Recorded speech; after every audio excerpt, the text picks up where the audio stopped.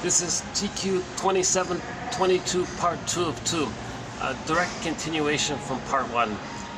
Grotstein says, okay, James Grotstein says,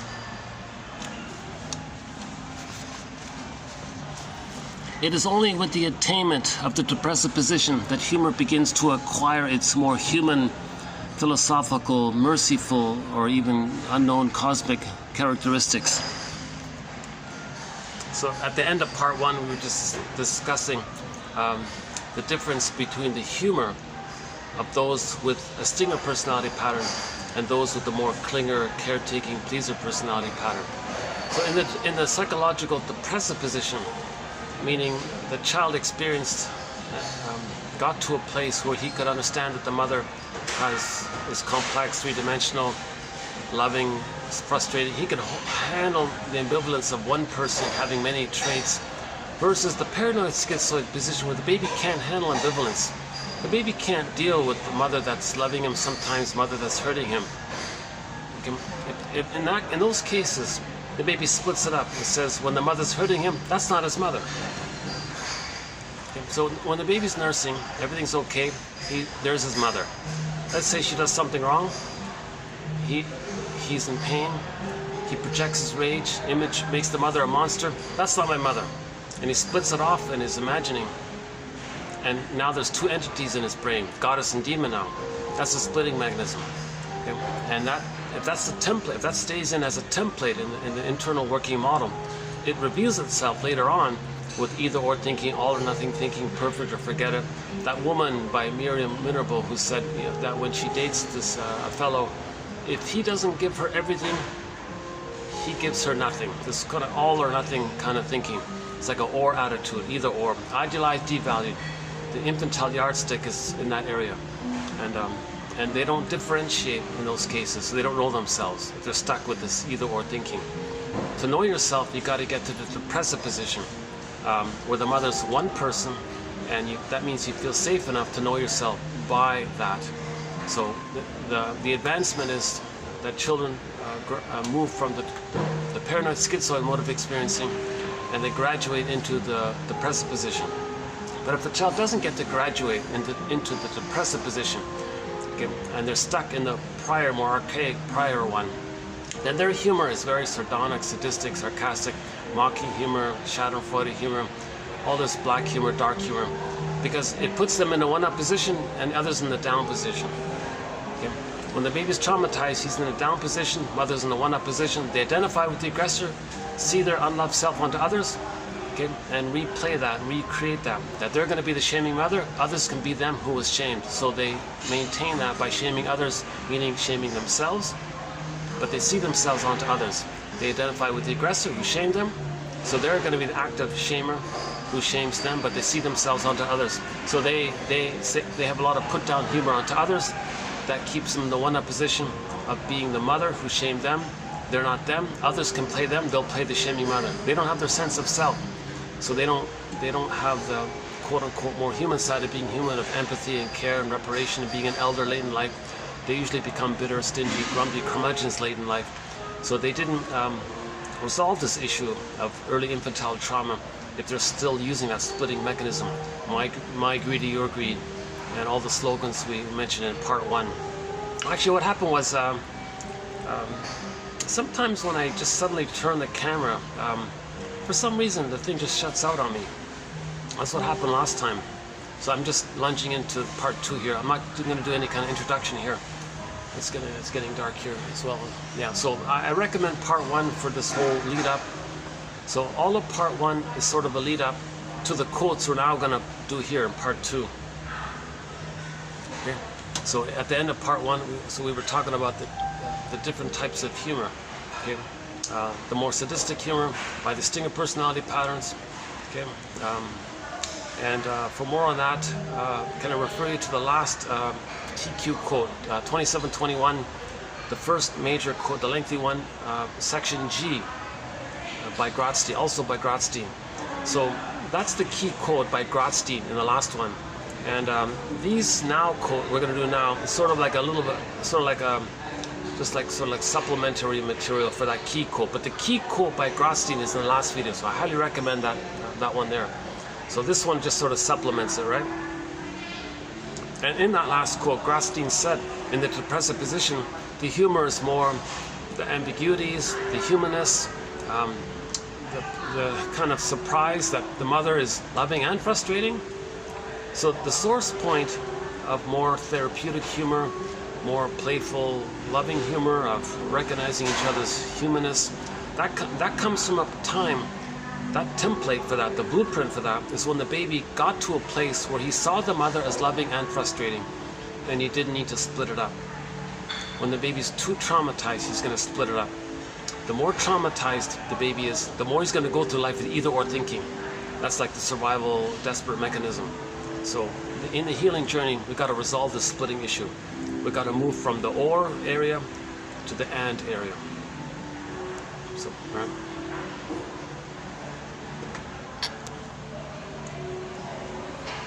Okay, likewise, in discussing the essential nature of humor, okay, one author believes that having a sense of humor suggests a broader view of the self, a binocular vision, so to speak, curiosity, flexibility of thinking, capacity to redefine problems, tolerance of ambiguity. And there was a very good quote by Bergman, the last video by Bergman. He was quoting Edith Jacobson. She was saying, if you watch a TV show, you may briefly identify with the tension of the protagonist in the show, but then you detach. Now you're safe, and then you laugh. So in humor, the first part of the joke, there's tension. You get the answer, you feel safe, you laugh, right? It's called the benign violation theory of humor. So knock knock, who's there? Tension. You get the answer, you laugh, right? We can all live like nomads. What? A little benign violation of your expectation. Where I know mad at you and you know mad at me. Oh, okay. Now you feel safe because you got the answer. And nobody's mad at anybody, so you feel safe. So this idea that the first part of the joke, there's like a little benign, harmless unease or puzzlement or something. You get the answer, and the reduction of the tension, the release is the laughter mechanism. Right? So Jacobson was saying, you watch a show, you might briefly identify with the tension, with the character, then you detach, you're you again. Now you feel safe and you laugh because you're not that person in the show, right?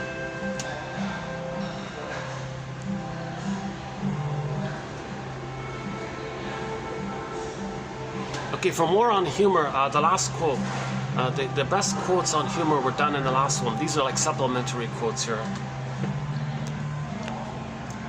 Humorous capacity to be humorous depends on our ability to shift perspectives, to be able to decenter ourselves from a fixed cyclopean point of view in order to be able to see things differently. If we really stop to think about it, the curative benefits of therapy derive largely from introducing alternative and compelling perspectives about their own fixed views about their problems. So there's the analogy to humor and therapy. In dysfunction, there's like a fixed tension. You get a broader perspective, you feel safer, you might laugh. So therapy offers a similar dynamic, right? In the therapy process, you observe your dysfunction, then you realize that you see it, you feel safe because you know it's something from the past. The present isn't the past, so you feel safer with that recognition, so you might feel a little relief. Well, in humor, in the first part of the joke, you feel tense, you feel safe, you laugh, kind of thing. So there's a little bit of a commonality in this area, he was saying. Again, 27-21 for more on this point. I regret not bringing, that's too bad, I didn't bring it. Yeah, I didn't bring it. I can't recommend highly enough. Go to the last video and read the quotes by Christie and Bergman. Two excellent authors on the topic. Okay, next one here. Okay, war in Poland refers to the relatively mature capacity to acknowledge urges and frustrations, hopes and disappointments, with the humor in which bitterness is tamed but not denied.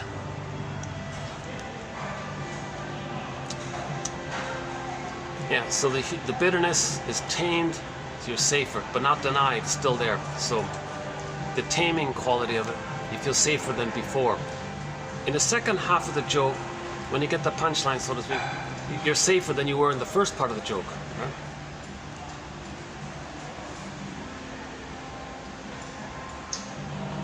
And like, It's a very strange thing. There's a fellow right beside me behind this eavesdropping. I got a guy eavesdropping on me. A little awkward.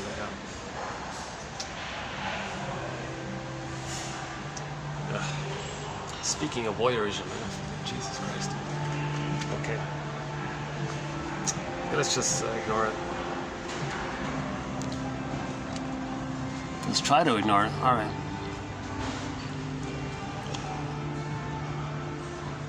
On second thought, what time is it? Are they open upstairs? Oh, they're open, 5 o'clock. I'm kind of stuck here, aren't I? Unless, hold on a second.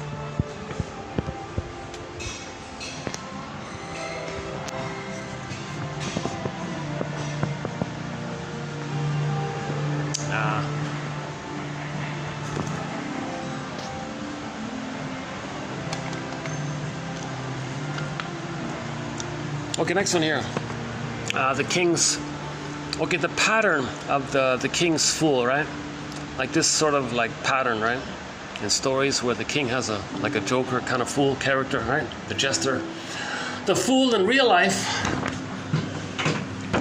Listen. The fool in real life is sometimes a child who has made himself the laughing stock of his family by clowning around and behaving in such a way that he is in danger of not being taken seriously. He may help. Let's see. Hey, hang on. They're finished here. Oh, okay. A bit of luck. Okay, great. These guys are finished. Let me pull up a chair here. Hold a sec. Oh, good. Oh, this is a rare. Moment of peace up here. So let's.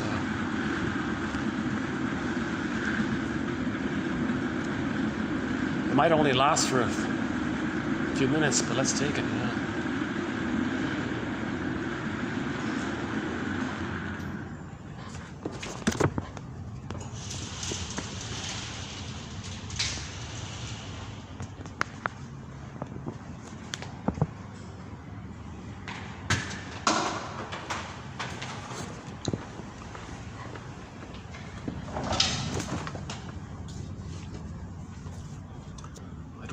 I don't hear any meetings going on.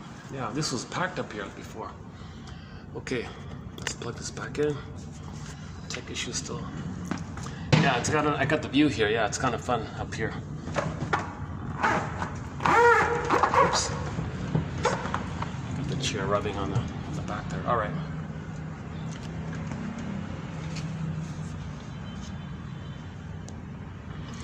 So the child might be scapegoated. If the parents scapegoat the child, one version of it, the child might be naughty, or he might just be like a clown kind of character. But then that child goes through life in that mode, let's say. The child is trying to save his parents. So if the child is depressed, the child is a proxy character for the mother's depression. So the mother externalizes in a proxy of fantasy. Well, if the child's depressed, then it denies her awareness of her depression. If the child's going to be very angry, the father can deny that he's angry. He still is angry, but if he sees his child being angry, then in the proxy fantasy, the child is expressing his anger. That's a trick to not feel his inner anger. So the child plays this role of expressing what the parents don't want to express. So the child is scapegoated. Now, sometimes when the child is scapegoated, he may play a clown-like character. The fool is also related to the concept of the clown or the jester.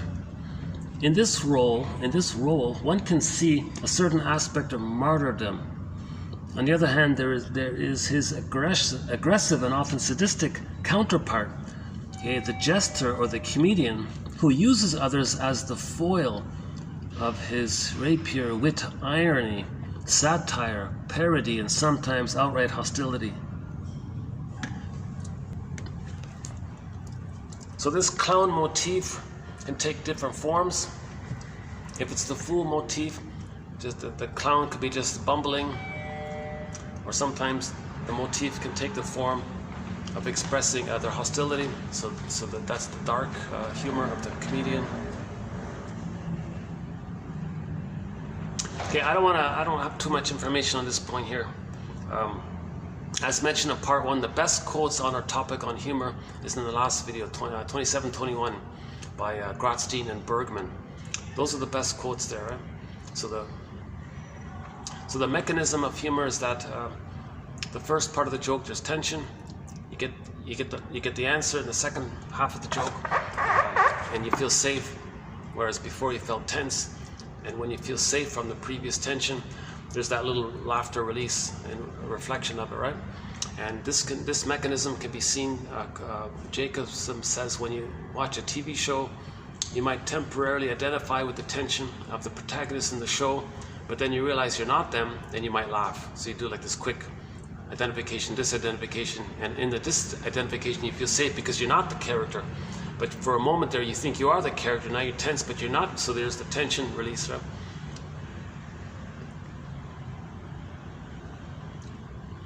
So one joke is that one comedian makes a joke that's like trying to be helpful. That's like in the depressive position. There was this one lady who was in her youthful dreams of being wealthy and wants to be wealthy, but she wasn't being wealthy. She wasn't being successful. So she got the idea about, what about this reincarnation thing? Maybe she can be wealthy in their next life. Like, what about that, right? So she didn't want to admit the loss of her youthful dreams. So she was trying to hold on to it. So she said to the comedian, "Hey, comedian, talk to me about this reincarnation stuff." He said to her, "Oh, it's funny how things work out. I knew this guy once who wanted to be wealthy in his lifetime. He was reincarnated as a pigeon and made a deposit on a BMW." So what he did was he recognized her issues, her tense concerns. He spoke it for her, didn't shame her for it, so he made her feel safe by having her concerns. So the joke validated, made it safe through the recognition and validation of her fears of aging, her fears of not being successful, right?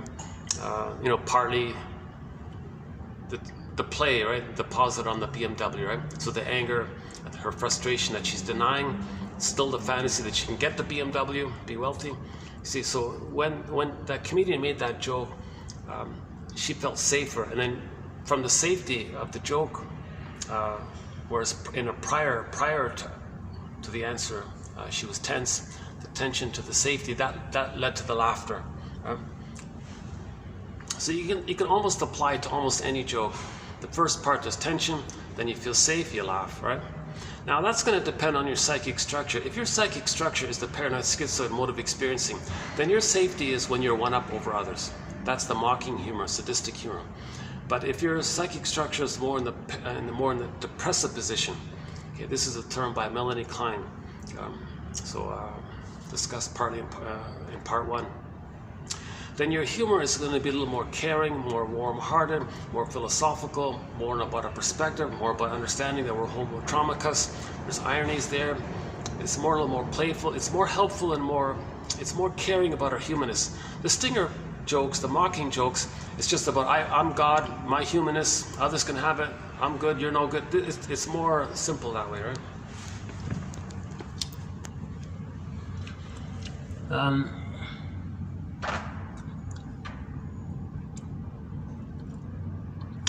Okay, 2 more here on humor.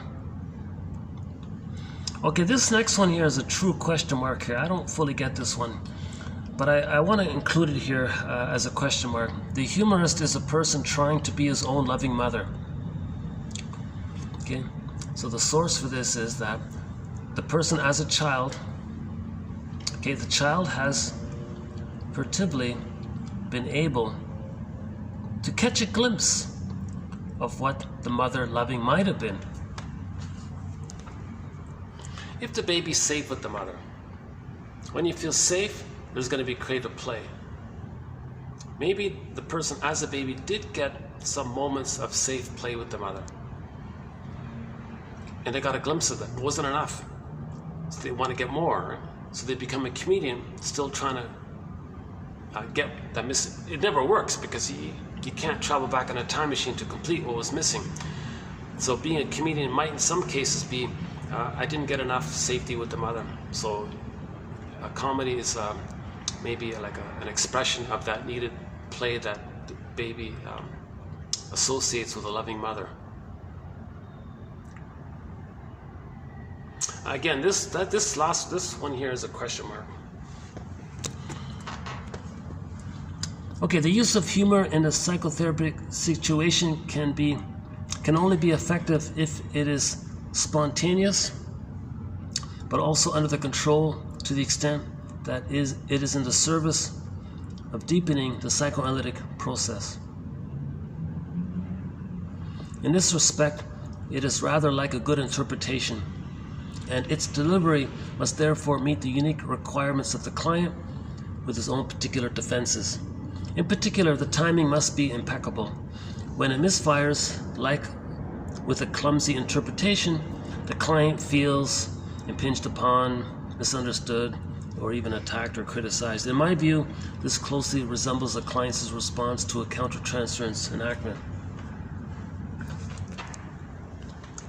So this general topic about when humor should be used in the therapy context, a lot of people say you got to be careful because if the therapist engages in humor or tells jokes or something, it takes them away from neutrality. The client might think, are we buddies now or something? Giving me jokes? Are we friends now or something? So it's too promising or too quote-unquote emotionally seductive. Sometimes the jokes, are you criticizing me? Are you like mocking me or something? So it can backfire that way because the client might project the mocking mother onto the therapist and take the therapist's joke as the mocking mother. So a lot of times there's a caution around using humor in the therapy process, right? But if the client is using humor as a defense mechanism to avoid his inner feelings, to avoid talking about the real issues, the therapist shouldn't collude and join in on it. That's not going to help. One joke about this, one joke in this area comes about a therapist was saying he had a client like this, always telling jokes, and he wouldn't collude. But one time the client got through and tricked him. The joke was, the client said, hey therapist, let me tell you a joke. Oh, not again, or I don't know his actual reaction was, but hold a second.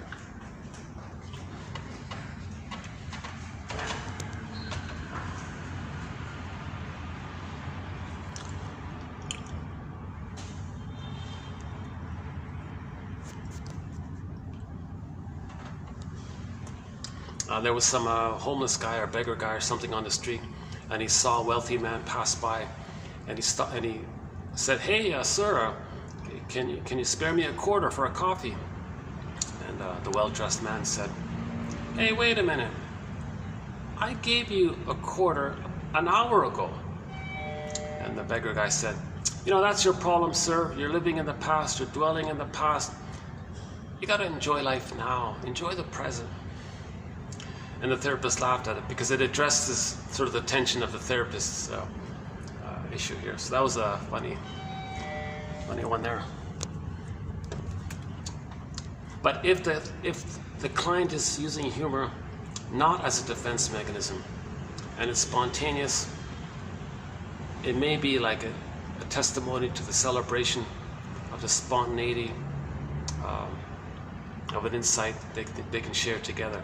So Christie makes this point that it's okay to have humor if it's not being used as a defense mechanism. And this one here says, if the humor is in the spirit of an interpretation, like a psychoanalytic interpretation, that's okay too, right? So those are sort of the exceptions, I think. And if it doesn't work, yeah, this one here, if it doesn't work, if the therapist does use a mistimed interpretation or a mistimed joke, or if a joke resembles a mistimed interpretation, the client will feel criticized and defensive and put a wall up kind of thing, right? Okay, the next ones are from this Mr. Lay, Wilfred Lay, from 1917. So these next ones are from 1917. The prime mover of human action is called by Bergson the elan vital. Okay, Jung called it the horme from the ancient Greeks. Okay, by Freud it's libido. The name which I have used in this 1917 book is the craving, proposed by Putman as the best English equivalent of the word libido. It is the power which many have called love, or life force is object seeking. Something to consider. So I've mainly been using William Fairbairn's line, life force is object seeking. All of the baby's life force is to find the mother. Okay.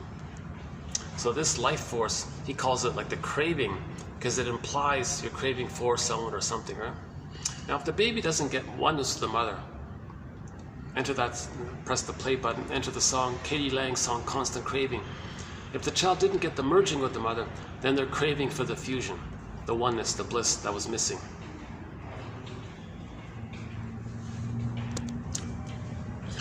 So yeah, so some people call it elan vital. And this horme term, apparently another name for the life force is this energy that moves us towards who we're meant to be. And long ago, who we're meant to be, that's what they meant by the word destiny. When you achieve your psychological birth and you have access to your real self and you have a conscious ego that's aware of your uniqueness, which you express through, and that's pleasure and loving life. And the life force that gets us to there, or if we're blocked, that's trying to soften it up and work through there. Okay, if we're wounded, we're trying to heal. This whole force, okay, life force, some people call it the horme. First time I've heard of it yesterday. I mentioned in the last video here. How's the lighting here?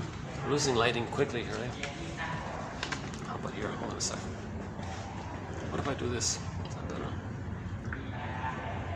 Well, that's a little better, right?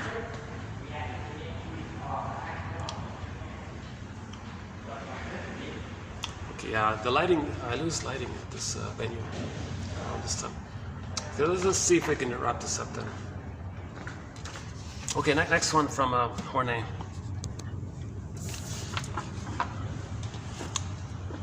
Okay,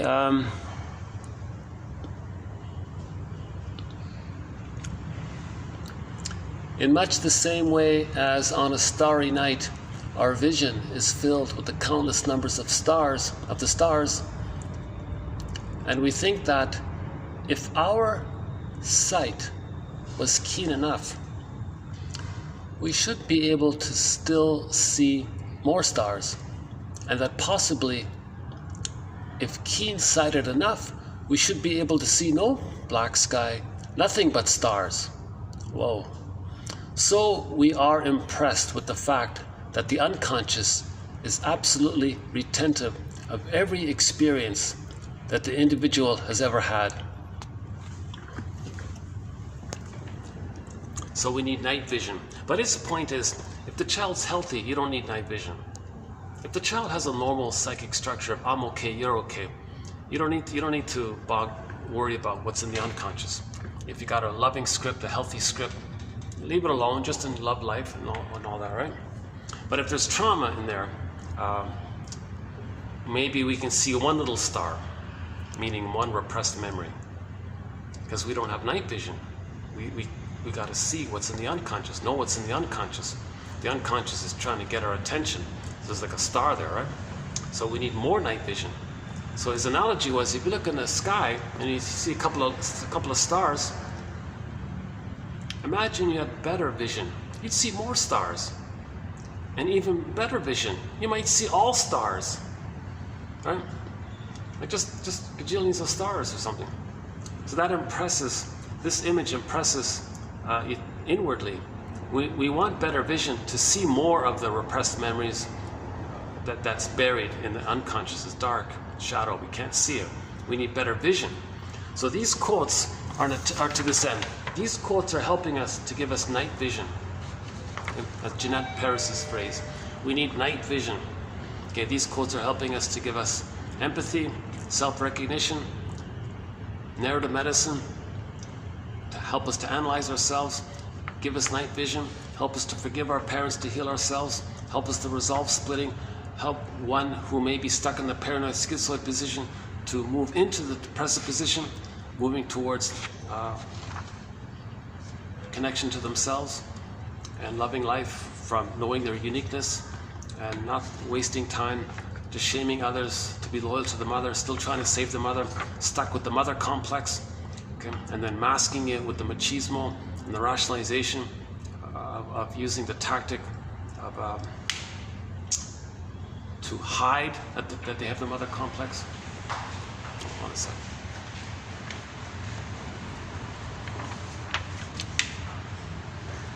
Okay, hold on a sec. Where are we here? Okay, next one here.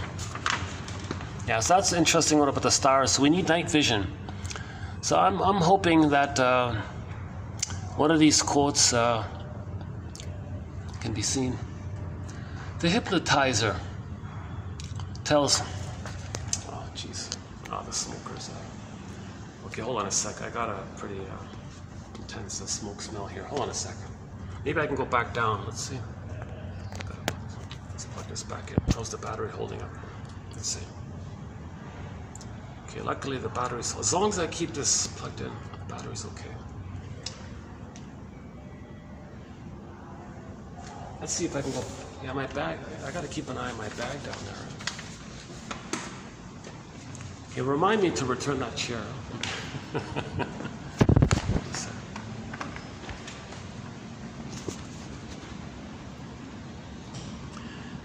Yeah, I think they have some of these undercover private security annoying characters or something.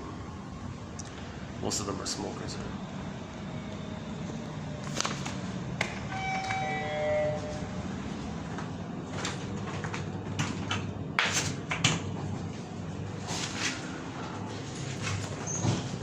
We don't have a thread on smoking. He's got a quote about alcoholism, which I'll include in the next video. So go to 2723 for that one. See? Oh, it's still there. Jesus. Okay, let's go back. That's another awkward thing, and there's a guy just sitting right beside me there.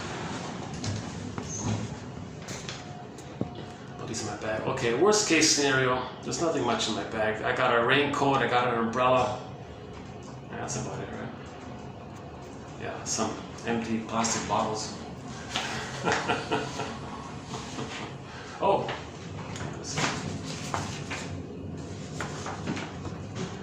Oh, since we're here, what's up here? Let's see. Oh, hi there.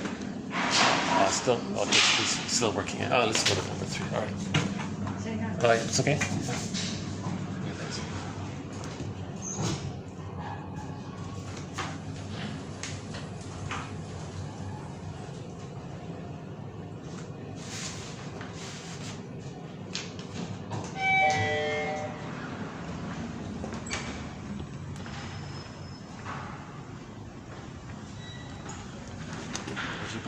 Smoke is still there. That's some intense smoke smell. Jesus. Yeah, I don't like cigarette smoke. The hypnot. Okay, let's see. Okay, here's the idea that in trauma we may be sleepwalking through life in a trance. So here's his metaphor for this idea. Okay. So let's enter the Greenberg quote. Shrink said to the guy, "You have trouble living in the present. So you linger in the past, dwell in the past, because you feel like you never really lived it. So you're stuck in the past." Okay. The endorphins, that's sleepwalking through life. Okay. And now you're like in a trance. Okay, life is passing you by. Okay, if you're feeling that you're living the unlived life, the provisional life, etc. So here's this sort of little 1917 version of this. Okay, the hypnotizer, let's see. The hypnotizer tells the hypnotized person that when he awakes, he will take a chair from the floor and put it on the table. He also tells him at another time that when he is awake and at a certain hour, he will wipe his face with a handkerchief. What is most interesting to us here is, however, the answers that he gives to questions about why he did these things. He always has a plausible reason. He says that he found the chair in the way and wished to put it out of the way. Also, he says that he found that his face was perspiring, and that was why he wiped it with his handkerchief. In the world of everyday life, we are all of us in much the same situation as the hypnotized subject.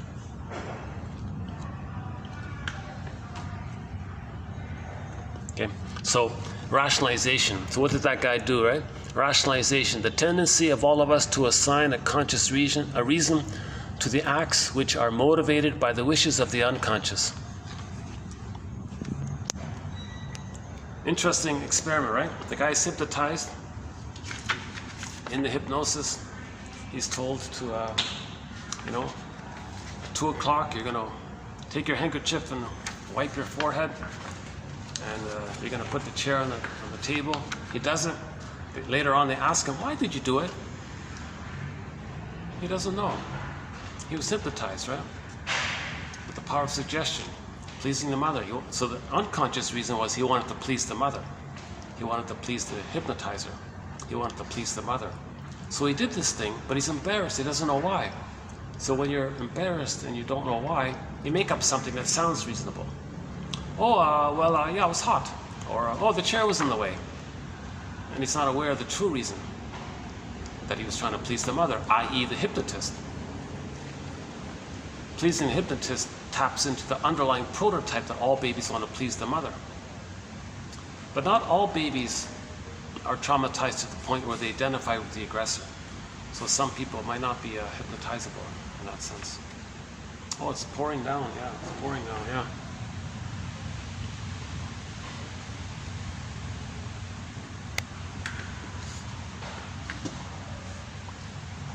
Hold on a sec, how's the battery? Okay, I think I can leave it up with the cord here, all right.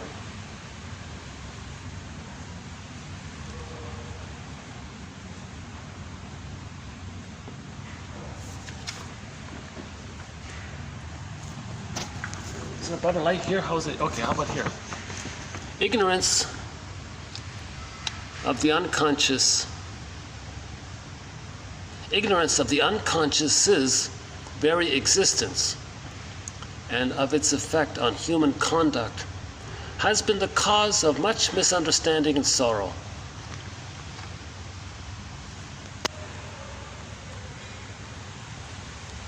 Okay, so for example,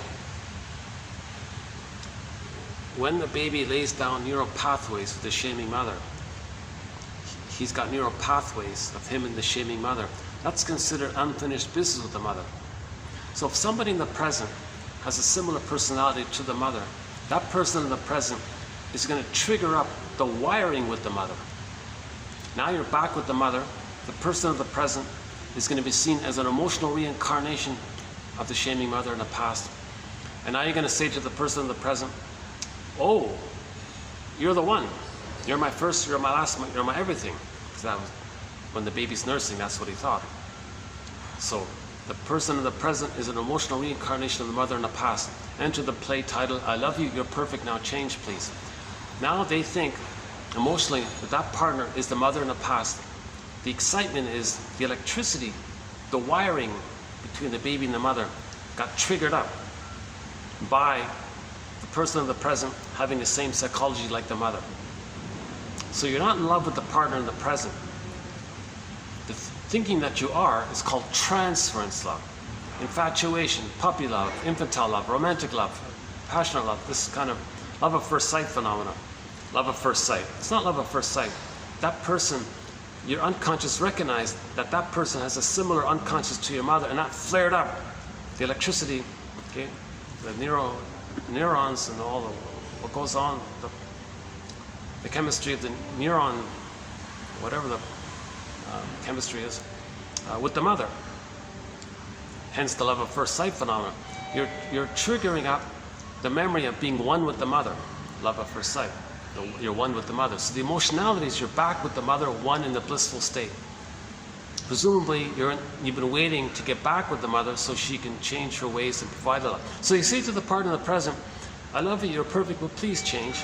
Please be the good mother that I needed back in the time machine. Or please invent the time machine, take us back, be the good mother, change what my mother did. Give me the proper wiring. And that's what I'm looking for, right? So that's an unconscious issue, and it causes sorrow. Because if you're choosing someone who's not going to love you like the way your mother didn't love you, you're reliving the sorrow. At the same time, on the positive end, you chose that person to know how your mother treated you. So now the angry words you have towards the partner, Morton Keeson says, take it to the source. Take it to the mother. So if you're going to say, how can you be so cruel, and you're a heartbreaker, you're a liar, you're all these, okay, all these things that you're saying, take it to the source. That song about turn to stone, the part in the present doesn't cause you to turn to stone inwardly. Okay? That person just reminds you of how you felt already turned to stone by the mother back in the nursery. That person just triggered it up. And the reason you chose that person is to know what went down between you and the mother, what wiring you recreated, and to know that you can't get that kind of love from anybody in the present. Because if you chose somebody who was if your mother didn't provide that kind of love that was needed, and you chose someone who's just like her, you're still not going to get that kind of love. So it's not going to work. Plus, you're not going to get excited by someone who could be loving, because that doesn't trigger the dysfunctional mother. See, that causes a lot of sorrow like this. That's a good example, right? I think.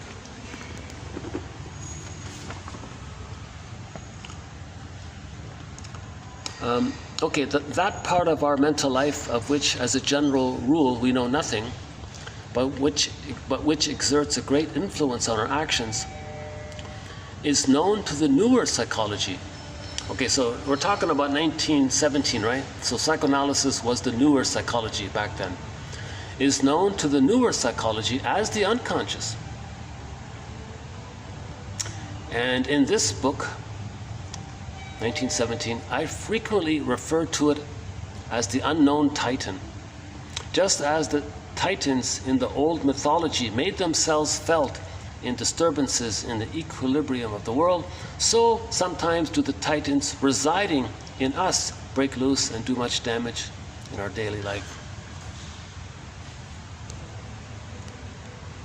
Okay, so in Greek mythology, something about these characters banished to the underworld into the unconscious, and we don't know that they're there, but there's a character there. So we can personify, create a story of some power that we don't know about. So he would borrow the Greek myth of the Titan. So maybe the Greek storytellers were talking about the unconscious, that there's an unknown force. And so you personified that force with Mr. Titan or one of the Titans. So that means each person has like it's called, so the id is all the energy in our unconscious. But if we're traumatized, that energy is into the unconscious memories.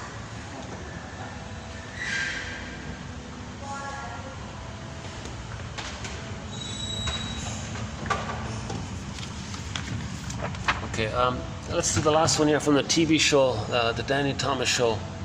This was from the final episode. The final episode. Oh, we're finishing just in time because the band has started up.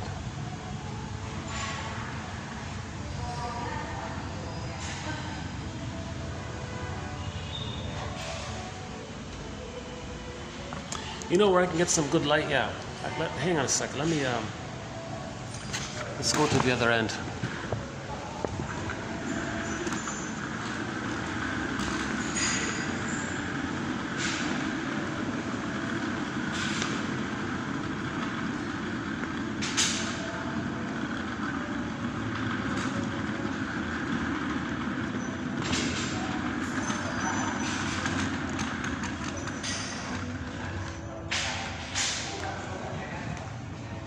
Oh, some new flowers here. Look at that. That's nice, eh? Nice new flowers.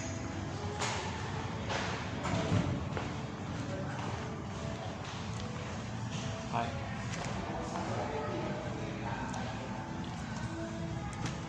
Is it okay if I sit here? It's okay. Okay, let's wrap this up here. This is from the final episode of this TV show, The Danny Thomas Show. As mentioned in part 1, I don't like all this verbal abuse and shouting and constant references to... And the kids, you know, they're like numb to it all, to all of the physical, corporal punishment. All these references and gestures to all of this punishment. It's really awful, this...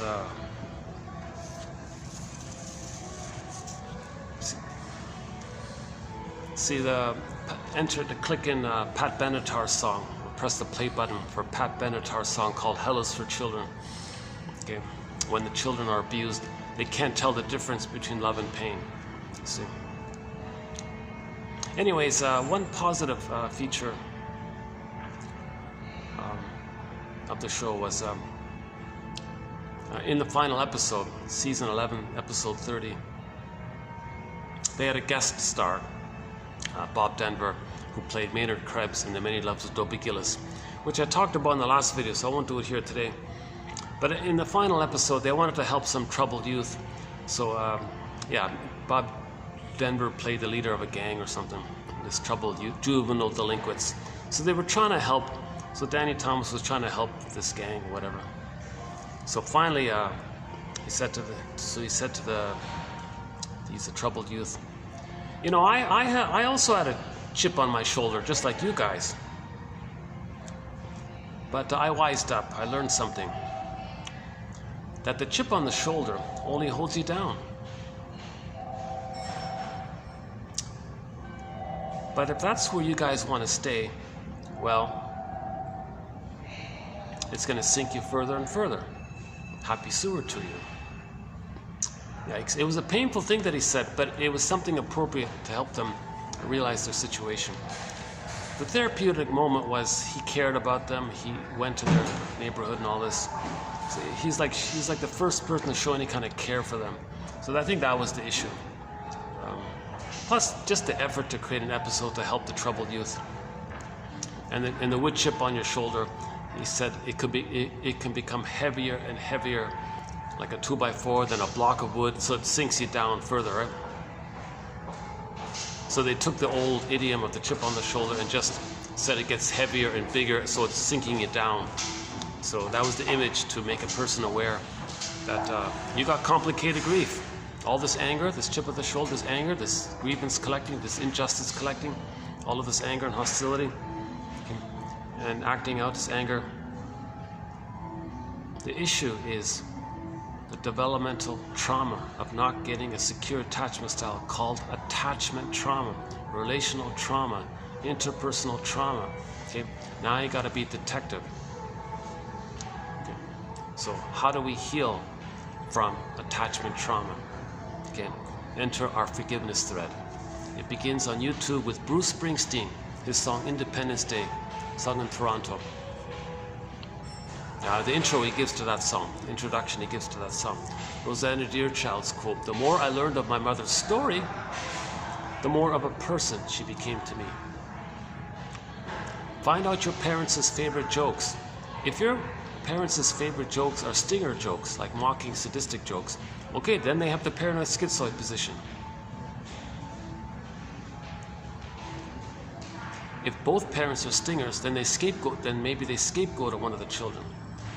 If the parents had two children, then maybe they gave all of the support to the other child and made the other child as a proxy, narcissistic, glorified extension of their narcissism. So one child got all of the support and the other child was emotionally dumped on or something. Made the scapegoat to express their anger. When the stinger personalities make one of their children angry, the mechanism is create the conditions for that child to be angry. So mother withdraws her love, the child is in a condition of being in a loveless home. and wait for it to happen. That's called the lie hop thing. Let it happen on purpose. So the mother lets it happen on purpose. The child will be angry. Then she can think that the child is expressing her anger. Father does the same thing, keeps the parents together. Child goes along with it. That's just part A. Part B is the parents then say, look at our naughty child here. Now we have an excuse to, like in the Danny Thomas show, all this corporal punishment, express their anger at the child, not at themselves. That's what I hate. That's really troublesome about that.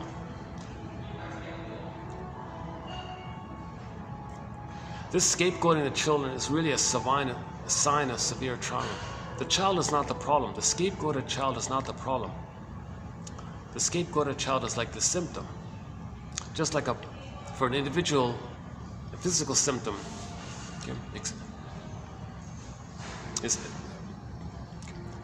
reveals and conceals the emotional issue. Emotion converts to a physical symptom, similar to how water converts to ice. Well, in the family system, that child, a scapegoated child, is like the symptom. So they blame the child. Shrink says, no, that child is just a symptom. You guys are the cause. Kid, you go home. Play with your pets. Go to the park. Leave them alone. Heal the parents. The parents are exploiting their power, finding a way to get along with themselves, to deal with all the anger that they have individually, which they don't want to direct at each other. So they scapegoat the child and unite in a narcissistic, glorified way, and the humanness and the shame and rage and pain and hurt, the child can express all that. And they're dependent on maintaining that condition so the parents can get along with each other. So this issue of the scapegoat hunger is a severe sign of trauma. We're homo traumicus, or homo sapien traumicus, that's the theory. And I'm gonna update our thing called the symptoms of homo traumicus, because that's one of them, the scapegoat hunger phenomena. How's lighting here?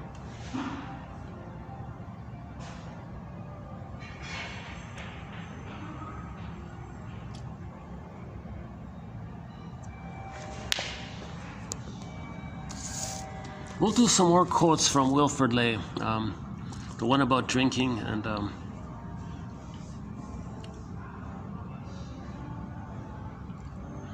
oh yeah, in the last video I mentioned Peter Giovacchini. I said I'd do it in this video. A little correction, I'm going to do it in the next video. So for that Peter Giovacchini quote, it'll be in 27:23. Yeah, a little correction there. Okay, I think this hypnotizer one is not bad, right? The guy's hypnotized, does something silly. Why did you do it? He makes up some reason to save face. In the world of everyday life, we are all of us in much the same situation as the hypnotized subject. So we're hypnotized. Something happened. We're doing this repetition compulsion like we're hypnotized. We're in this trance. Why'd you do it? Well, you make up some excuse that sounds good. To hide the pain and not feel the pain that you'd feel if you were to admit the unconscious truth that as a baby one didn't get a secure attachment style. That's not a bad one, the hypnotizer one. Rationalization, okay. This Titan one, okay, yeah, okay, it's mediocre, that's okay. The Starry Night, that's not bad, the Starry Night one. We need night vision, yeah, okay. And okay, this new jargon called horme, meaning the life force to move us to our psychological birth. And if we're traumatized, the life force to help us heal. The Greeks used to call it horme. This guy calls it craving. Life force, elan vital.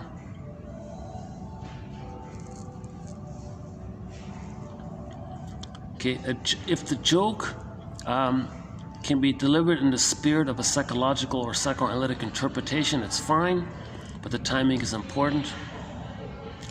If the joke misfires, the client will react in the same way as if the therapist were triggered. If the therapist is triggered, therapy breaks down. So if the joke misfires, the therapy breaks down, maybe. Something like that. Yeah, a lot of these jokesters, a lot of these clown, jokester, fool characters, either they're just distracting you by goofing around, or if they act out their aggression, okay, that's their negative humor. So most comedians are in the paranoid schizoid mode. Right? Most jokes are sort of put down jokes, insult jokes. Very few comedians offer like a therapy kind of enlightening type of thing. Maybe some comedians are in both areas.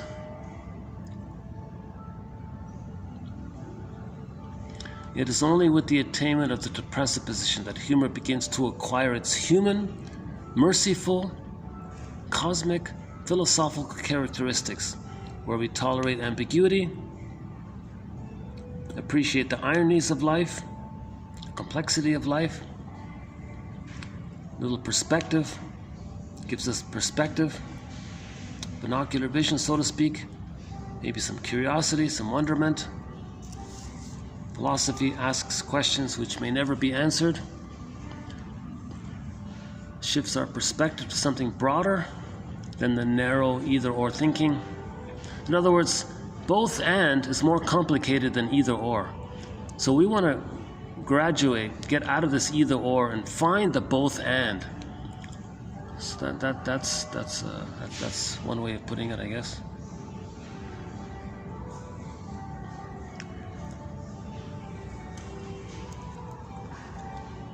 And in part one, we discussed a little further about it. Okay, I think I'm just going to leave it here for this part two here. This is sort of an accident. This was meant to be in part one. But yeah, it's a funny thing. If I turned the camera suddenly, like I was reaching for the page and I turned the camera suddenly, the thing shut out on me. I still don't know why that happens.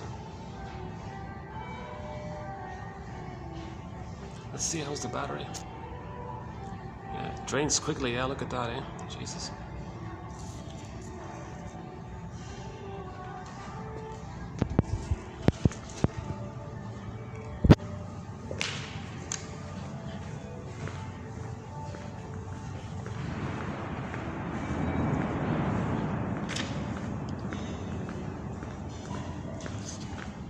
Well, I finally figured out that this is mostly an event type of place.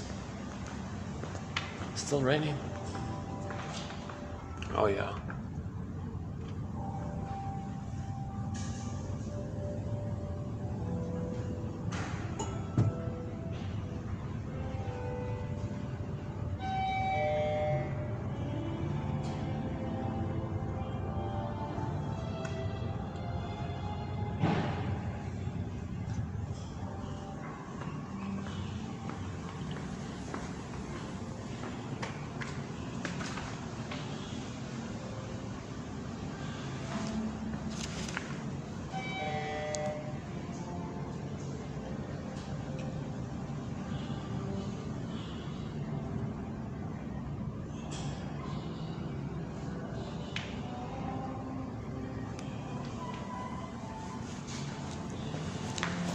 Here's the smokers area.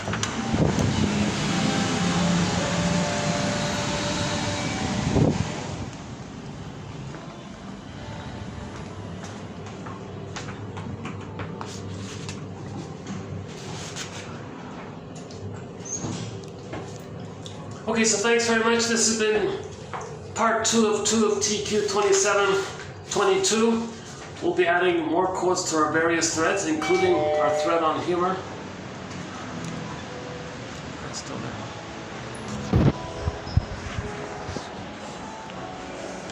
Maybe I'll pack up here. Hold on a sec.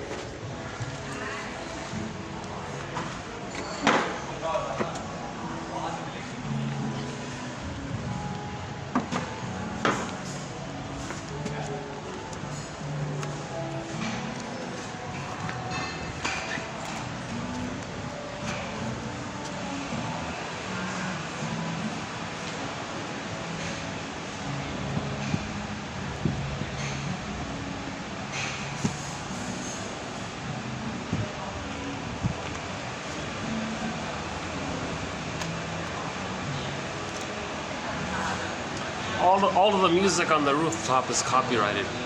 Even 1 second, it'll block the whole video. Can you believe it?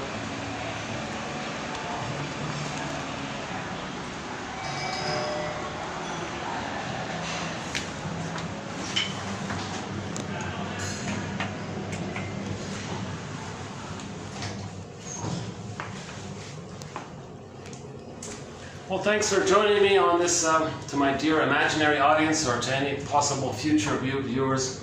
I don't know what the viewership is. It's not really clear to me.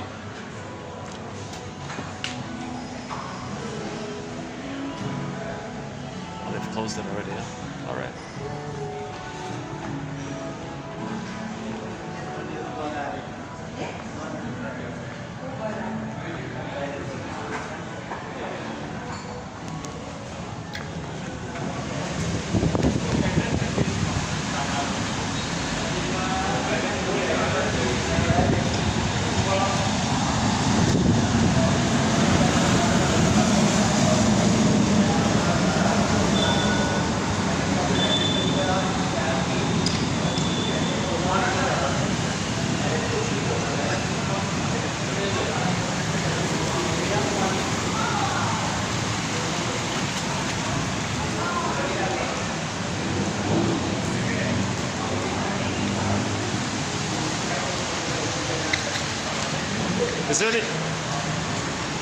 It'd be nice if I could end on a joke, because our topic is humor. I'm trying to think of a joke, huh?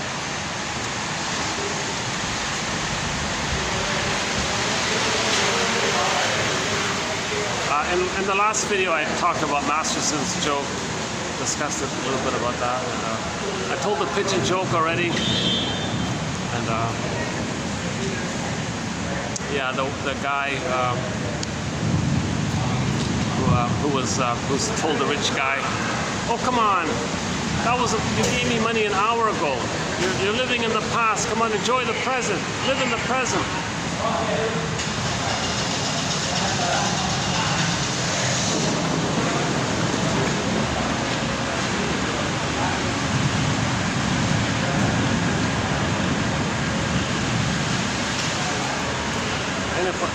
And the lighting's not too bad here, right? It's a better lighting here. How's the lighting here? Oh, it's okay here. I love this marble background. Any final thoughts here?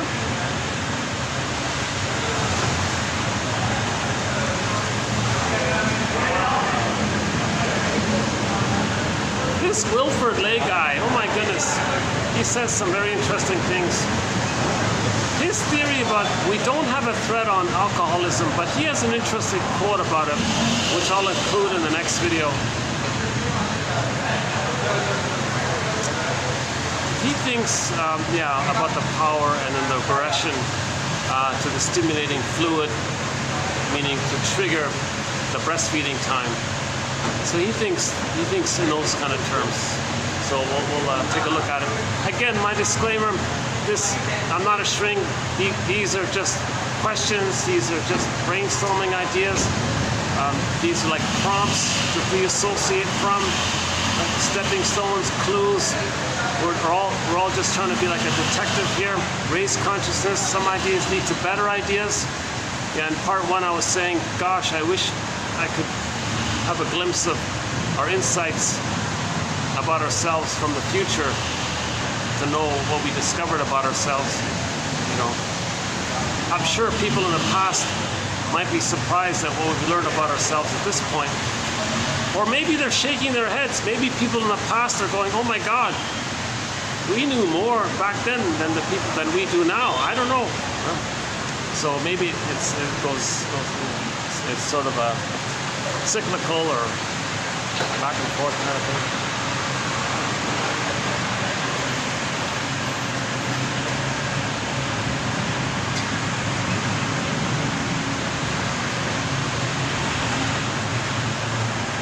Yeah, the temperature's okay now with the rain now.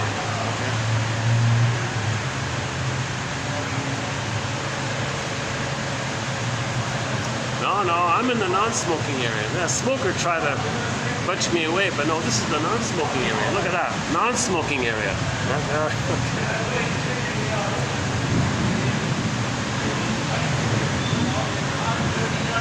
There's a garbage can.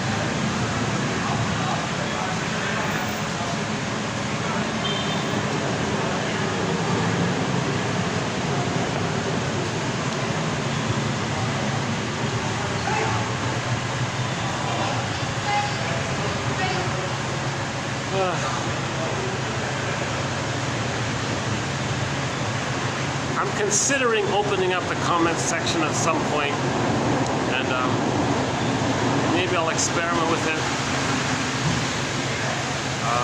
I'm not sure.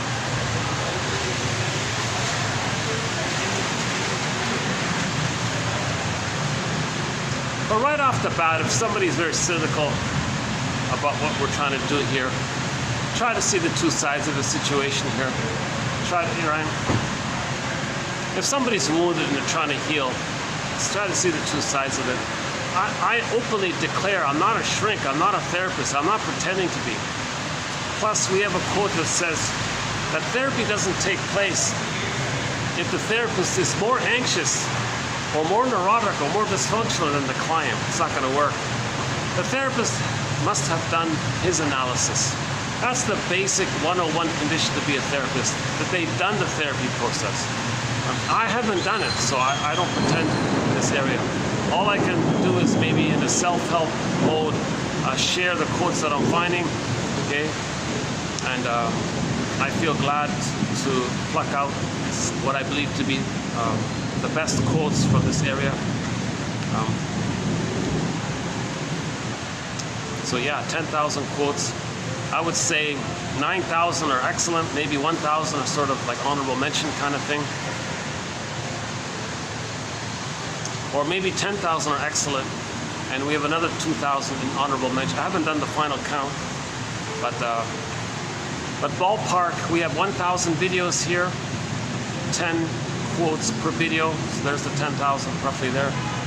Plus, in the actual encyclopedia, there are some quotes that are not posted on YouTube.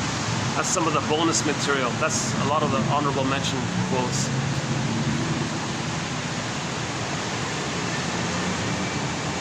Oh, it's cleared up here. All right, yeah, good.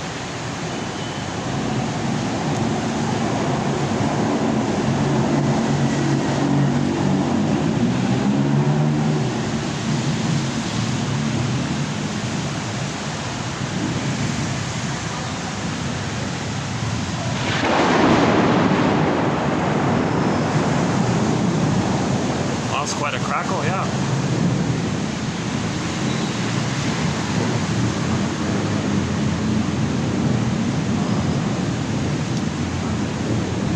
That song, it's thunder, it's lightning, the way you love me is frightening. Okay, right? That's a clue to the immense transference love. Because the baby is in a lightning and thunder and frightening situation with the mother, right? So if that's triggered up by somebody in the present to the thunder and lightning with the mother, that's a clue that it's transference love. Most of these romantic songs are about transference love. For example, the song Love Hurts. It's transference love hurts. Love doesn't hurt. But if somebody in the present reminds you of the original love with the mother, being reminded of that hurt, you're being reminded of that original pain that's coming to you. So you're just feeling the old pain that you repressed is coming up. You're doing it to know that there was trauma in the past. We're trying to find awareness of our trauma in the past. So we are recreating, staging what caused that, to know what happened in the past. That's the issue, right?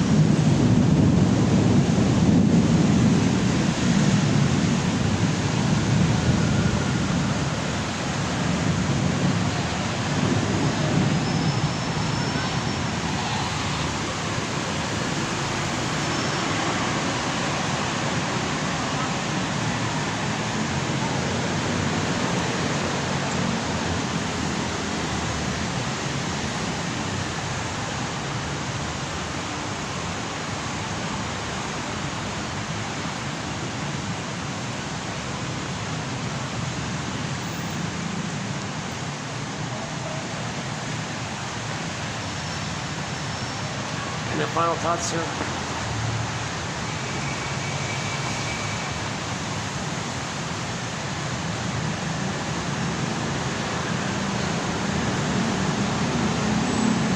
Yeah, back to James Christie. Yeah. He says, let's appreciate the developmental transition of the dark humor as an expression of the paranoid schizoid mode of experiencing. That's the more severe trauma of the stinger personality patterns. And move it into the healing area of the depressive position, where the humor has more heart, more kind of ironic surprise of the ambiguity of things, how two things can be right. At the same time, two things can be right. It's not logical, it's psychological.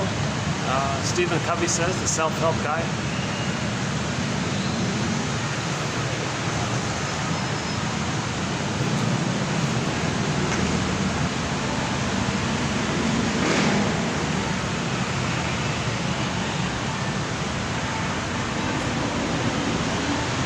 Hang on, what's in here? There's another elevator for that car park. Oh, the music's probably copyrighted. How about here? Yeah, okay. That music's probably. This is the parking, underground parking.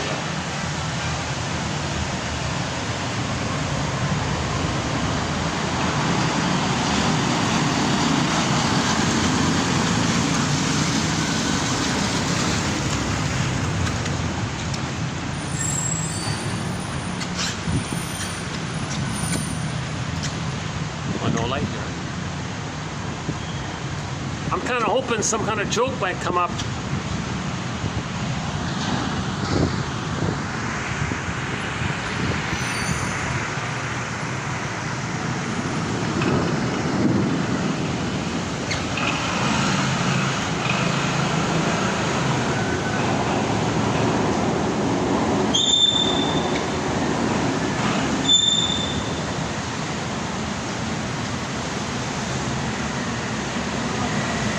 Yeah, that's one of the points in the symptoms of homotraumacus.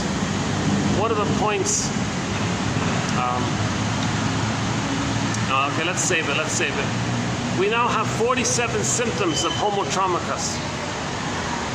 Okay, based on the interpersonal leads to the intrapsychic, which then reveals or expresses or shows or conveys itself interpersonally later on in our repetition compulsions to recreate, relive, and reenact what caused that problematic script, all with the grand fantasy that we can somehow change the past, undo the past, get the love that was needed in the past. Okay, it's dysfunctional, it's neurotic, it doesn't make sense, and in the process, we're causing lots of harm outwardly. Because if the mother plundered the baby's soul, they identify with the short-selling mother, and then they short-sell the planet to stay loyal to the mother who short-sold their soul. So that's one of the symptoms of homotraumacus, this whole thing about mother short-selling the baby's soul and the baby identifying with the aggressor. Then they short-sell the planet to be loyal to the mother who short-sold their soul. So we have 48 symptoms sort of in that area, trying to apply these psychological dynamics true to Homo traumacus, Homo sapien traumacus. We became a traumatized version of ourselves roughly 10,000 years ago. And in the last video, 2721, we talked a little bit about it. Yeah. That takes time to go through that one, yeah.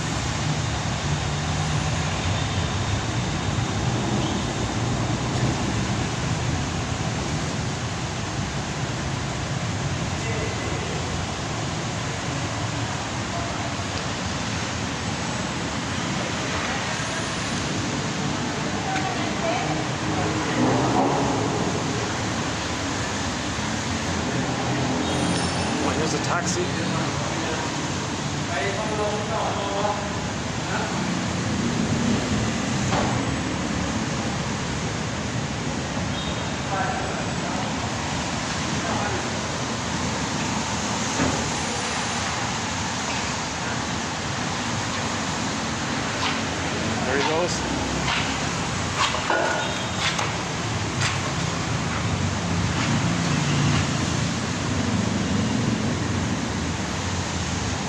Oh, he's got a leak on one of his tires, huh?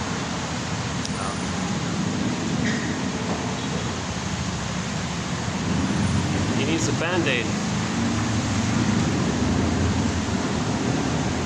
We do have some Band-Aid type of quotes from our self-help thread.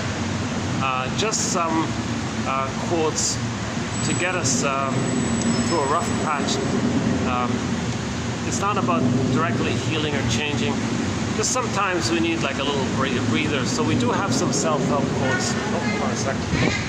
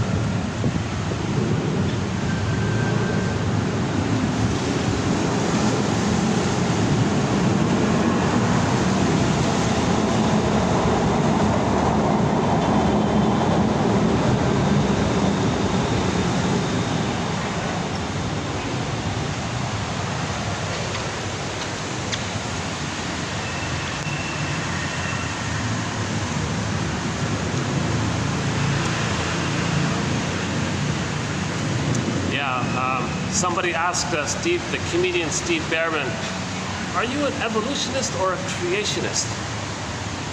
Oh, I'm both. I believe we were created to evolve. So just a simple way to synthesize the two sides. It's not either or, it's and. We got to get to this and area. The and is the healing. The or is the trauma and the pain. We got to get to the and. The and, the both and, the two sides of the coin. Every story has two sides. The prototype for this ability is that the baby could recognize the mother as loving and frustrating. If the baby didn't get that experience, he's splitting in the brain of goddess and demon and the either or. We got to heal this. If the baby was traumatized, it's not his fault, of course, but as a person, we don't want to live with a chip on our shoulder. Right? So we got to be a detective and engage in the forgiveness process. Forgiveness, recognition, understanding, recognition, empathy, forgiveness, pretty much synonymous. Right? It's all pretty much synonymous.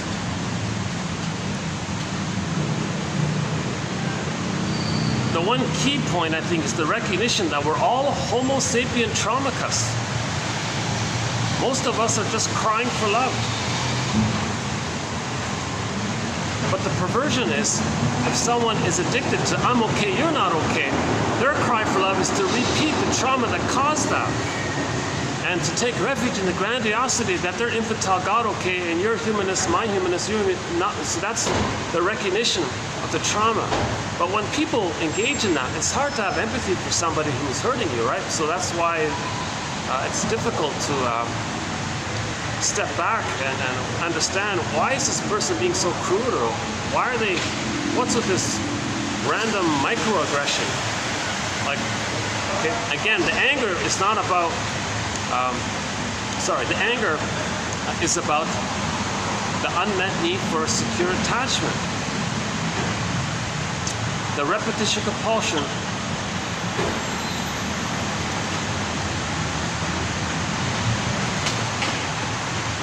I look at these characters that just passed by me, and they look also like members of Homo Traumacus.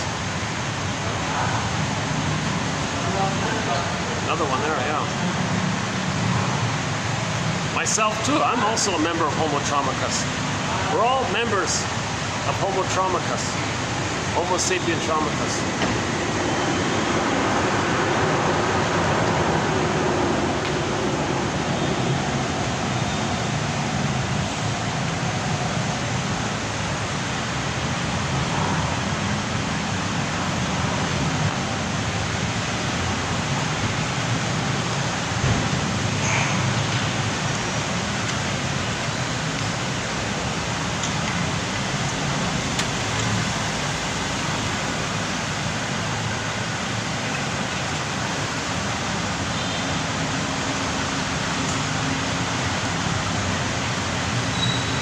We need night vision.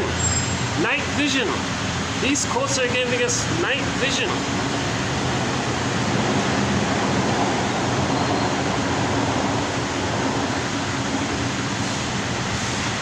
That there is an unconscious. That there are unconscious memories. There are stars within, right? We need night vision to see them.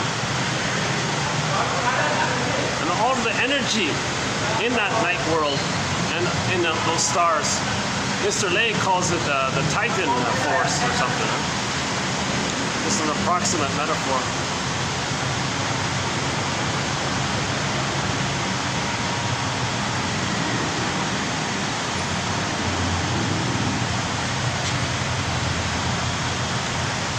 Oh, hold on a second.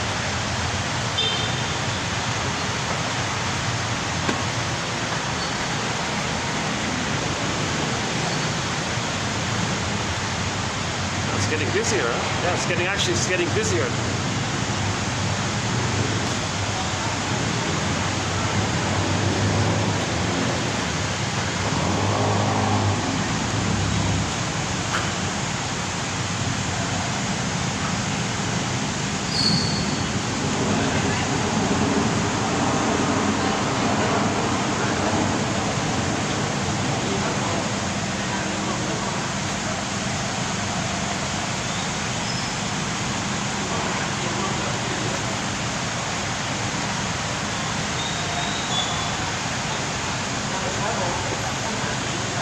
So we'll see you in the next video.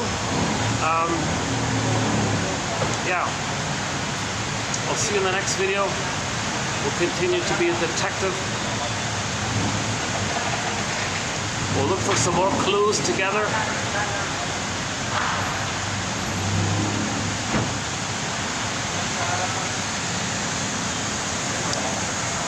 Okay, so thanks again. I'll close the video here for today.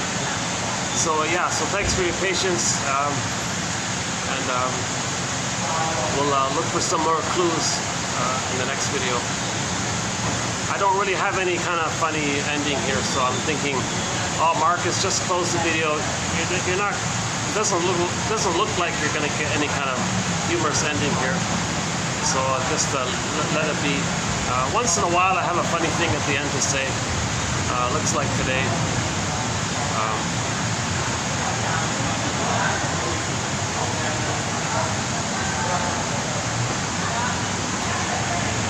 That's okay, right? That's okay.